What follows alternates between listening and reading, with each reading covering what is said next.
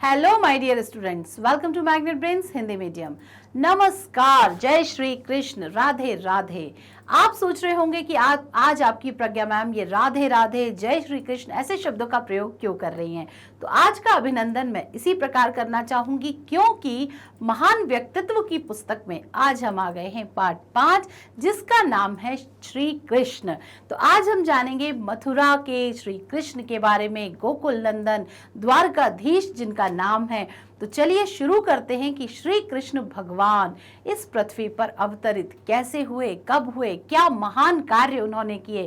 तो जय श्री कृष्ण के साथ शुरू करते हैं हम अपना आज का पाठ। आज से लगभग 5000 वर्ष पूर्व, कितने वर्ष? 5000 वर्ष पूर्व भारत की भूमि में समृद्धि और संपन्नता अपनी चरम सीमा पर थी। भारत को सोने की चिड़िया कहा जाता है। और इस पंक्ति के बाद तो हमें लग रहा है कि जिस अध्याय को आज हम पढ़ने वाले हैं उससे हम भारत के साथ साथ श्री कृष्ण के संपूर्ण व्यक्तित्व को जानने वाले हैं। ठीक है, तो आज से लगभग 5000 साल पहले हमको जाना है, जब भारत भूमि समृद्धि और संपन्नता की चरम सीमा पर थी, यानी कोई कमी नहीं। धरती वसुंधरा अपने पूरे साजो श्रृंगार पर थी, किसी धन धान्य से भरी हुई थी, धानी चादर उसने ओढ़ी हुई थी। हर एक चीज पर कहीं पर भी किसी विषाद दुख का नामो निशान नहीं था, यानी संपन्नता भरपूर थी। तो आगे बढ़ते हैं। देश में अनेक वैभव संपन्न तथा शक्तिशाली राज्य थे। भारतीय समाज में एक नई उमंग, एक नई स्फूर्ति आ गई थी। श्री कृष्ण नाम ही ऐसा है, पढ़ते सुनते आपके और मेरे अंदर भी एक अजीब सा जोश आज आ गया है। किंतु यह वैभव और शक्ति अधिक दिनों तक नहीं स्थिर रह सकी। क्या हुआ था ऐसा?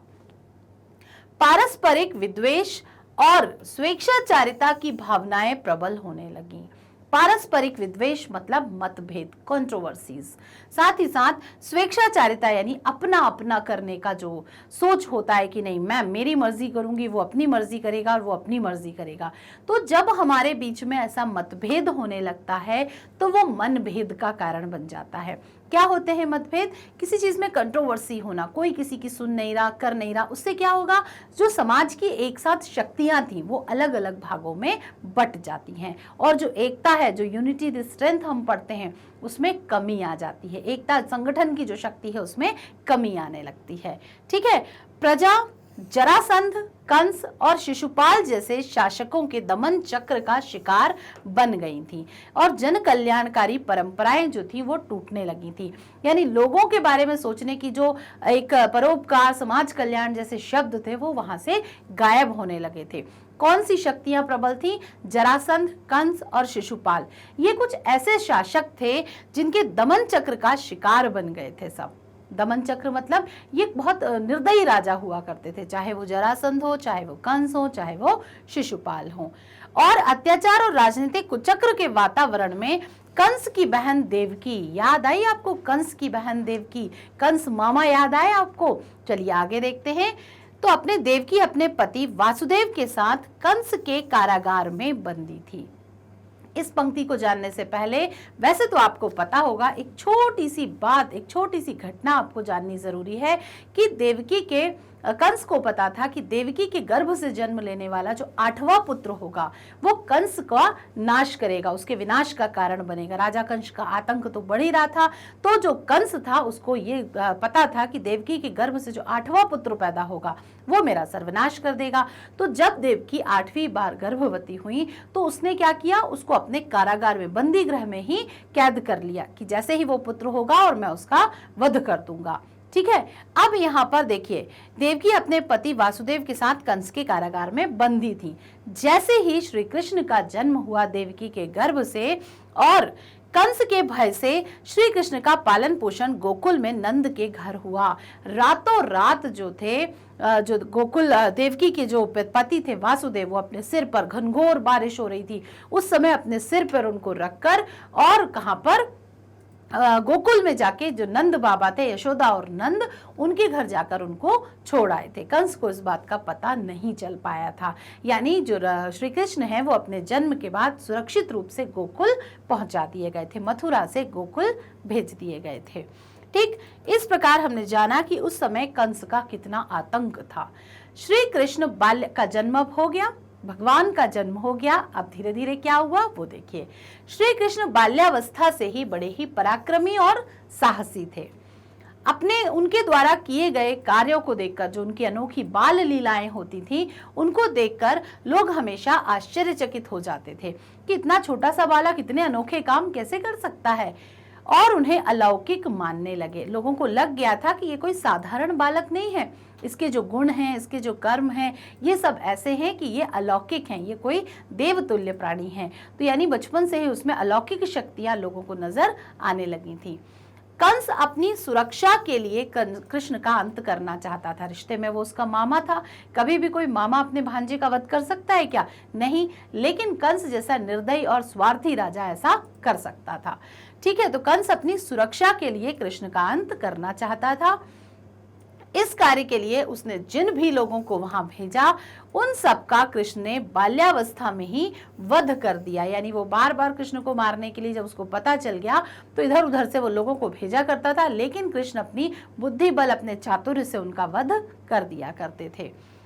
कभी तो वे अपनी बांसुरी के मधुर स्वर से सभी को आत्मिक सुख प्रदान करते दिखाई पड़ते थे। यानी ऐसा माना जाता है कि जब वे बांसुरी बजाया करते थे तो सिर्फ इंसान ही नहीं, पशु पक्षी जो भी आसपास जीव जंतु हुआ करते थे, वो रुककर एक जगह बैठकर उनकी बांसुरी की धुन में खो जाया करते थे। और कभी कंस के अत्याचारों से, कंस अत्याचारी राजा था, तो अत्याचारों से गोकुल वासियों की रक्षा करते हुए लोकहित में प्रवृत्त दिखाई देते। लोकहित मतलब जनता का हित में। वो कंस का जो बुरा प्रभाव है वो जनता तक नहीं पड़ने देते थे, उनको बीच में ही रोक लिया करते थे।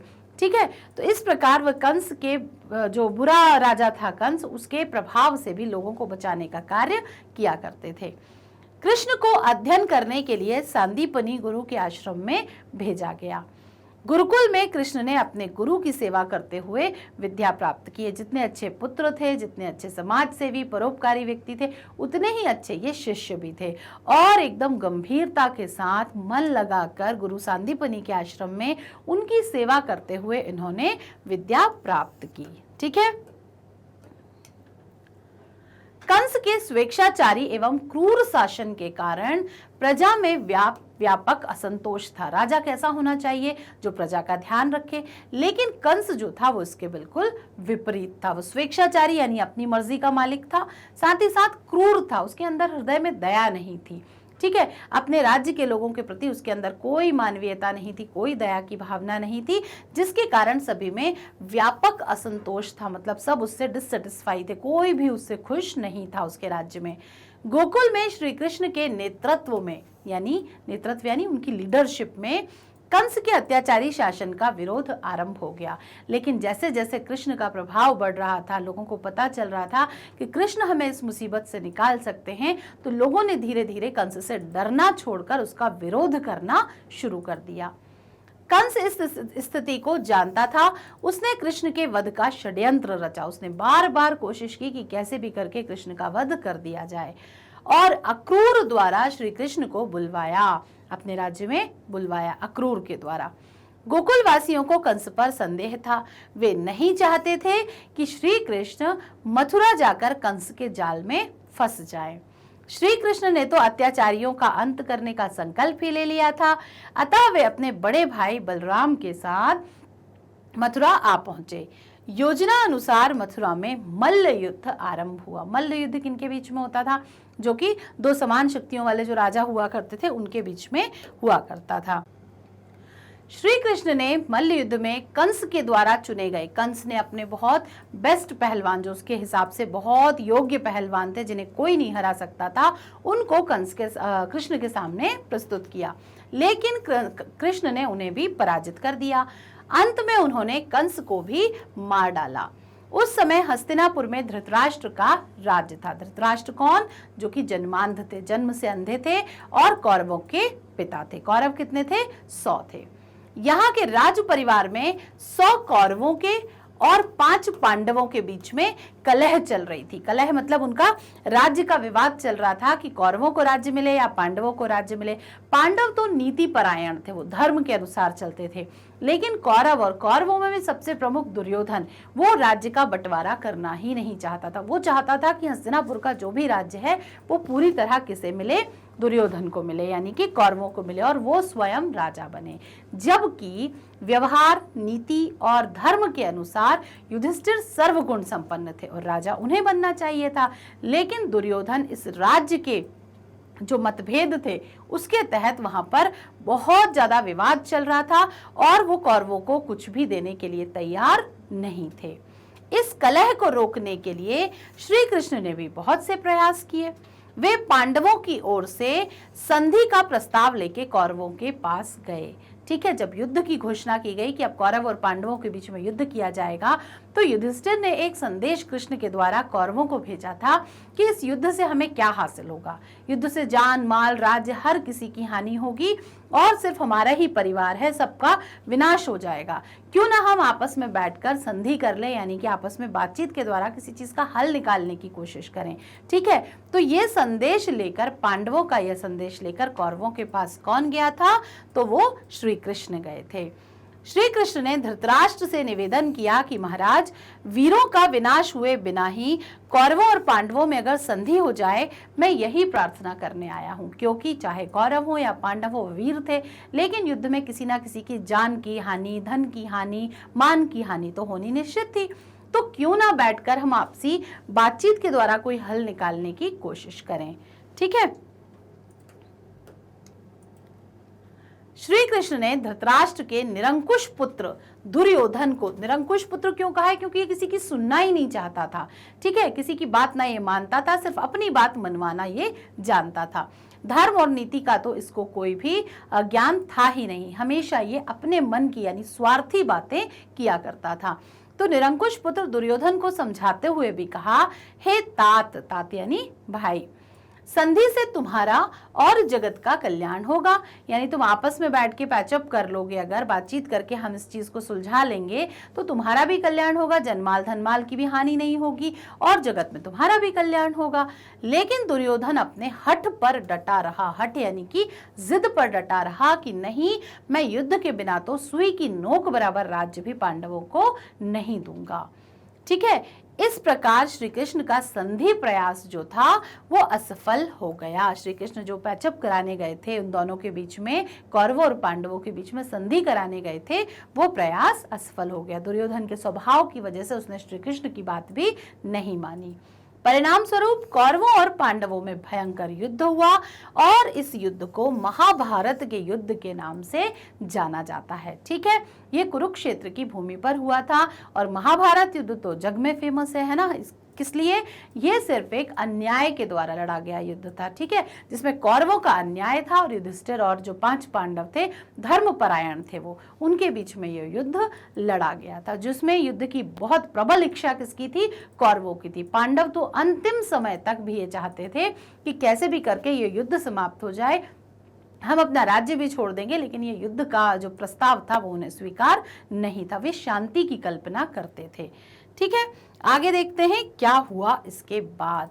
महाभारत के युद्ध में जो श्री कृष्ण थे वे अर्जुन के सारथी बने। अर्जुन महान धनुर्धर था, उसके सारथी यानी रथ चलाने वाले। युद्ध में रथ का प्रयोग किया जाता है, श्री कृष्ण उसके रथ पे सारथी बनके, रथ को चलाने वाले, जैसे चैरियट ड्राइवर आप समझ सकते हैं, वो बनकर बैठ गए।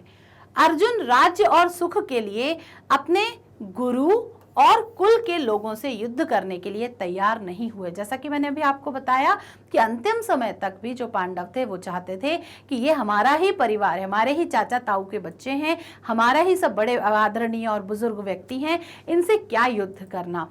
तो अपने गुरुओं और कुल के लोगों, कुल मतलब खानदान से अर्थ है यहाँ पर, खानदान के लोगों से युद्ध करने के लिए तैयार नहीं हुए, क्योंकि धर्म के अनुसार तो अपने अपनों से कोई युद्ध किया जाता है, उन पर कोई अस्त्र शस्त्र चलाया जाता है? बिल्कुल नहीं। तो ये इस तरह से तैयार नहीं थे। उन्होंने अपने स्वजनों को देखकर, स्वजन यानी जैसे ही युद्ध भूमि में इनके अपने परिवार के लोग इनके सामने आए तो इनके अंदर मोह उत्पन्न हो गया कि कैसे मैं अपने ताऊ पर तीर चला दूं, कैसे मैं अपने भाइयों पर बाण चला दूं, कैसे मैं अपने गुरु पर बाण चला दूं।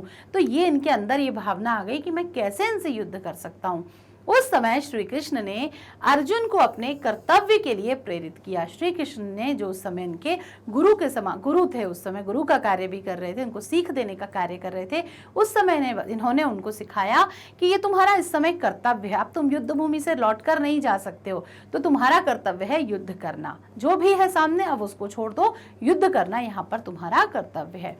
और उन्होंने कहा कि जो आत्मा है अजर और अमर है, आत्मा कभी मरती नहीं है, वो अजर और अमर है।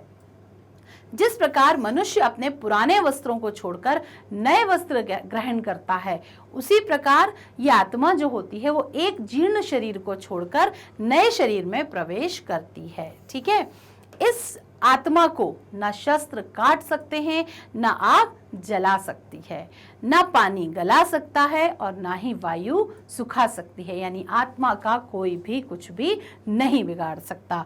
ये ज्ञान उन्होंने अर्जुन को उस युद्ध भूमि में दिया था।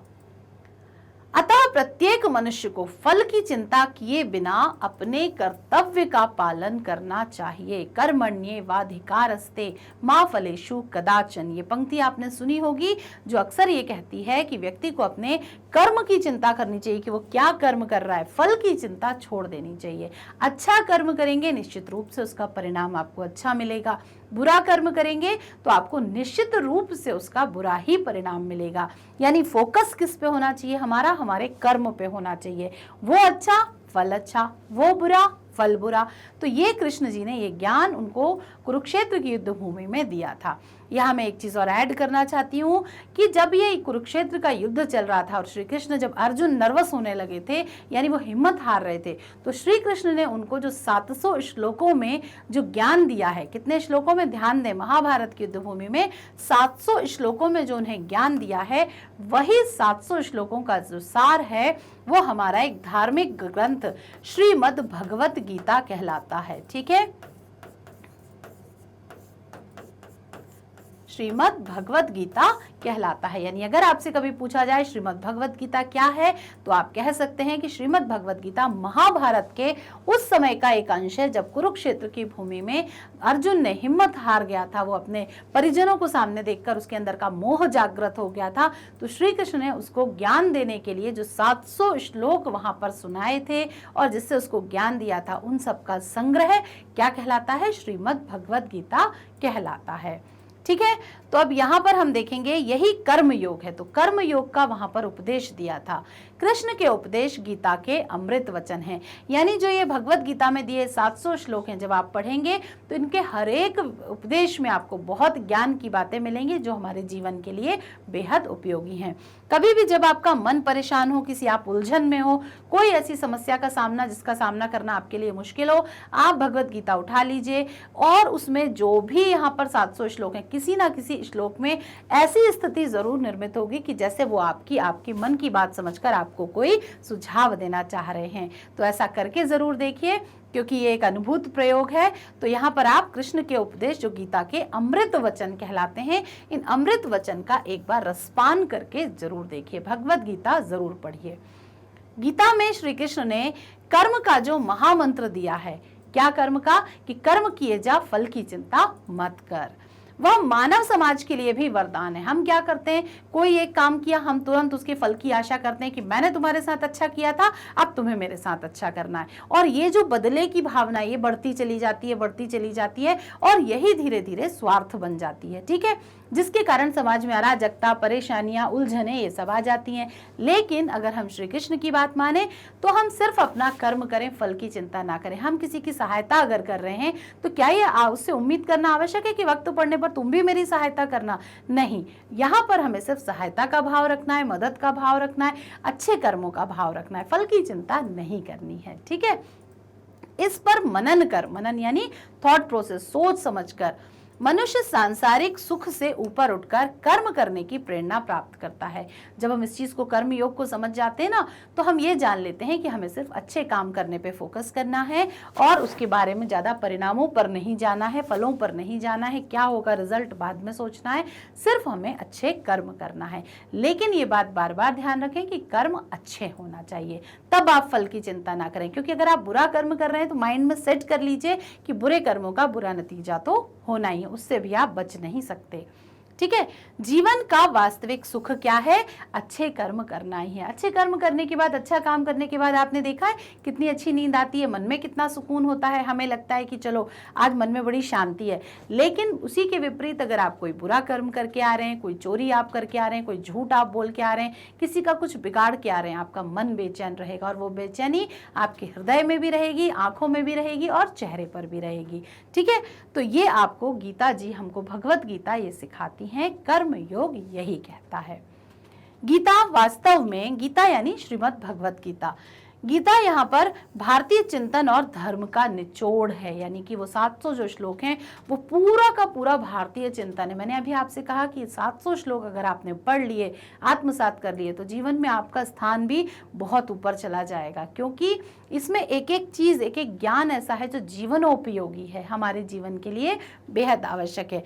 धर्म का निचोड़ है। हर धर्म, चाहे वो हिंदू, मुस्लिम, सिख, ईसाई, जो भी धर्म है, सारे धर्मों का सार एक ही बात है कि अच्छे कर्म कीजिए, किसी का दिल मत दुखाइए, किसी को परेशान मत कीजिए, मिलजुल कर रहिए। तो ये जो धर्म का निचोड़ है ना, ये पूरा का पूरा गीता सार में आपको किसी ना किसी रूप में मिलेगा। और इस सारे संसार और समस्त मानव जाति को एक सूत्र में बांधने की पूर्ण क्षमता है। यानी गीता जी जो हैं, जब आप पढ़ेंगे, जानेंगे, तो आप जानेंगे कि इस पूरे संसार को अलग अलग नहीं बल्कि एक होकर रहने की जो प्रेरणा दी गई है वो इन्हीं धार्मिक ग्रंथों में दी गई है। ठीक है, तो इस प्रकार आप जरूर जानें कि भगवत गीता क्या कहती है और भगवत गीता का अध्ययन जरूर करें। इस साल जब भी आपको छुट्टियों में टाइम मिले, जब भी आपको समय मिले, दिन भर में भी, तो उसके 2-4 दोहे श्लोक आप जरूर पढ़ें और उनका अर्थ पढ़ें, ताकि आपको धीरे धीरे वो समझ में आने लगे। श्री कृष्ण के उपदेश सुनकर जब उन्होंने वहां पर वो 700 श्लोकों का श्रीमद् भगवत गीता के बारे में मैंने जो आपको बताया, तो उन्होंने, अर्जुन ने अपने कर्तव्य का ज्ञान हुआ, कर्म योग का उन्हें ज्ञान हुआ कि इस समय मैं जो कर रहा हूं यही मेरा कर्तव्य है। सामने अगर मेरे युद्ध भूमि में कोई खड़े हैं तो लड़ना मेरा कर्तव्य बन जाता है। तो उनसे वीरता पूर्वक युद्ध किया। श्री कृष्ण के कुशल संचालन में, क्योंकि इनके गाइडेंस में वो युद्ध हो रहा था, महाभारत के युद्ध में पांडव विजयी हुए। यानी जीत इस युद्ध में किसकी हुई? पांडवों की हुई, क्योंकि सच की जीत हमेशा होती है। ठीक है, वस्तुतः यह पांडवों की कौरवों पर विजय नहीं थी, बल्कि धर्म की अधर्म पर। मैंने आपको बताया पांडव किस चीज का पालन किया करते थे? धर्म का। और कौरव जो थे वो हमेशा अधर्मी थे, वो हमेशा धर्म विरुद्ध कार्य करते थे। तो जब कौरवों और पांडवों में जो जीत हुई पांडवों की, तो वो पांडवों की जीत नहीं थी, वो किसकी जीत थी? धर्म की जीत थी। किस पर थी? अधर्म पर। वैसे ही न्याय की अन्याय पर। जो कौरव थे वो हमेशा अन्याय वाले कार्य करते थे, उनके अंदर किसी के प्रति कोई दया धर्म की भावना नहीं थी। बजाय युधिष्ठिर और पांचों जो पांडव थे वो हमेशा न्याय के रास्ते पर चलते थे, प्राण जाए पर वचन न जाए वाले रास्ते पर चलते थे। साथ ही साथ सत्य पर असत्य, सत्य की असत्य पर जीत थी। सत्य का साथ कौन देता था? पांडव देते थे। और असत्य के साथी कौन थे? पूरे के पूरे 100 कौरव थे। तो यहाँ पर सत्य की भी असत्य पर विजय थी। यानी जीत किस किस की हुई? न्याय की, सत्य की और धर्म की जीत हुई। जो युद्ध है उसको आप इस रूप में भी समझ सकते हैं। श्री कृष्ण के व्यक्तित्व में संक्षेप में तो यही कहा जा सकता है कि वे एक व्यक्ति नहीं बल्कि एक परंपरा थे, पूरा का पूरा कल्चर थे, ट्रेडिशन थे वो एक पूरा का पूरा। वे एक दार्शनिक थे। दार्शनिक मतलब दूर की सोच रखने वाला गंभीर व्यक्ति। और कर्मयोगी थे। कर्मयोगी यानी कर्म के सिद्धांत को मानते थे। वो भाग्य, कर्म, भगवान ये सब चीजें नहीं सोचते थे, वो सिर्फ कर्म को मानते थे। वही 2 लाइन कि अच्छे कर्म का अच्छा नतीजा, बुरे कर्म का बुरा नतीजा। इतनी बात अगर कोई अपने मन मस्तिष्क में रख लेता है ना, तो उसको पता चल जाता है कि मुझे क्या करना है। वो गलत काम करने से स्वतः ही डरने लगता है। वे एक राजनीतिज्ञ थे, यानी कितनी कूटनीति से उन्होंने कौरव और पांडवों के बीच में सामंजस्य स्थापित करने की कोशिश की, लेकिन जब कौरवों ने नहीं माना तो उन्होंने उनको दंड देने का काम भी किया। कंस उनके मामा थे, लेकिन जब वो अन्यायी हो गए तो उन्हें मारने से भी उनसे परहेज नहीं किया। तो राजनीतिज्ञ ज्ञान भी इनको बहुत था। साथ ही साथ समाज सुधारक थे। कृष्ण का पूरा जो जीवन है, चाहे वो गोकुल में रहे हों, मथुरा में रहे हो, या जहां जहां भी उन्होंने जिन आश्रमों में निवास किया, वहां पर एक समाज सुधारक की भांति भी उन्होंने कार्य किया। वे एक योद्धा थे, उनसे बेहतर योद्धा नहीं हो सकता। रणनीति जो बनाने की स्ट्रैटेजी जिसे हम कहते हैं, वो बनाने का कार्य भी कृष्ण से बेहतर कोई नहीं कर सकता। ठीक है, शांति के अग्रदूत थे। शांति की स्थापना करने के लिए भी उन्होंने, देखिए, वो कौरवों के पास तक गए शांति की स्थापना करने के लिए, ठीक वैसे ही हर एक व्यक्ति को पहले समझाने में बिलीव करते थे। वो उनका ये अनुभव था कि पहले किसी चीज को शांति से की जाए। भाई अब शांति से कोई नहीं मान रहा तो फिर युद्ध का रास्ता भी अपनाया जाए। तो शांति के अग्रदूत थे। वे गुरु थे। अगर माना जाए तो कृष्ण की टीचिंग जो होती है, उनकी एक एक चीज से हम कुछ ना कुछ सीख सकते हैं। वे एक अच्छे सखा थे। सखा यानी कि एक मित्र थे, इसलिए तो लोग उन्हें ईश्वर का अवतार भी मानते हैं, और वो वास्तव में ईश्वर थे, तो ईश्वर का अवतार भी उन्हें माना जाता है। इस प्रकार आपने जाना कि कृष्ण कौन थे, उनमें क्या क्या विशिष्टताएं थी, क्या क्या गुण थे उनमें। हस्तिनापुर से लेके कंस के राज्य तक, और कंस के राज्य से न्याय की जीत, सत्य की जीत, धर्म की जीत किस प्रकार उन्होंने कराई, वो सब हमने इस अध्याय में जान लिया है। इस प्रकार श्री कृष्ण के जीवन चरित्र का वर्णन पढ़ने के बाद, कृष्ण जो हैं उनके महान व्यक्तित्व को जानने के बाद, हम उनसे प्रेरणा जरूर लेंगे, आप उनसे प्रेरणा जरूर लेंगे। और जो बचपन में हम पढ़ते ना, सिर्फ कृष्ण शरारती थे, माखन चुराया करते थे, तो वो माखन भी जो चुराना था ना उनका, तो उसके पीछे भी कोई ना कोई एक कारण हुआ करता था। वो माखन जब चुराते थे तो आपने देखा वो आधा माखन स्वयं खाते थे और आधा जमीन पे फैला देते थे। वो जानते थे कि मेरी बाल सुलभ जो शरारते हैं उनको सब पसंद करेंगे, इस बहाने मेरे मित्रों का भी कुछ भला हो जाएगा, और वो मित्रों को साथ लेके स्वयं खाते जाते थे, गिराते जाते थे। उनकी जो बाल सुलभ शरारते हैं उसके बारे में पढ़कर मन तो गदगद हो ही जाता है। साथ ही जैसे जैसे कृष्ण की उम्र बढ़ी है, वैसे वैसे उनके जो गुणों की विशिष्टता बढ़ी है, वो आप भी अगर अपनाएंगे तो निश्चित रूप से आप भी एक महान व्यक्तित्व कहलाएंगे। ठीक है, तो यहाँ तक हमने आज पढ़ा। अगले वीडियो में हम देखेंगे इस पाठ के प्रश्न और उत्तर। तब तक आप रिवीजन करते रहिए, पुनरावलोकन करते रहिए, मैग्नेट ब्रेन्स के हर एक वीडियो को देखते रहिए। अपने विषय, अपनी कक्षा से संबंधित वीडियो को देखना बिल्कुल भी ना भूलें। मैग्नेट ब्रेन्स आपके लिए लेकर आया है CBSE English medium, Hindi medium, UP board, Bihar board, NTSC, CUET, spoken English, और साथ ही साथ हर एक सब्जेक्ट के ओलंपियाड्स भी, जो कि आप बच्चों के लिए देना बेहद आवश्यक है। इस सभी की चीज़ों की जानकारी और वीडियोस यहाँ पर निःशुल्क उपलब्ध हैं। यूज़ कीजिए, पढ़िए, देखिए और अपने दोस्तों से भी शेयर करिए। हमसे जुड़े रहने के लिए आप फेसबुक, इंस्टाग्राम, ट्विटर और टेलीग्राम की मदद ले सकते हैं। बुक्स और ई बुक्स के खजाने के लिए भी आप ये डिस्क्रिप्शन बॉक्स में जो लिंक दी गई है उस पर जैसे ही क्लिक करेंगे गूगल फॉर्म ओपन होगा। गूगल फॉर्म को भर दीजिए, सबमिट कर दीजिए, हम तक फॉर्म आएगा, और जैसे ही फॉर्म हमारे पास आएगा हम शीघ्र ही आपको कोशिश करेंगे कि आपकी वर्कशीट आप तक पहुंचा सकें। ठीक है, और वीडियो को लाइक, कमेंट और शेयर करना तो अब बार बार कहने की बात रह नहीं गई है, क्योंकि आप बच्चे हैं बहुत समझदार, बहुत स्मार्ट बच्चे हैं, और आप सबको पता है कि अच्छी चीज़ को शेयर जरूर करना चाहिए। तो मिलते हैं अगले वीडियो में प्रश्नोत्तर के साथ। कीजिए मेरा इंतजार, रहिए खुश, रखिए अपना ख्याल। Bye bye.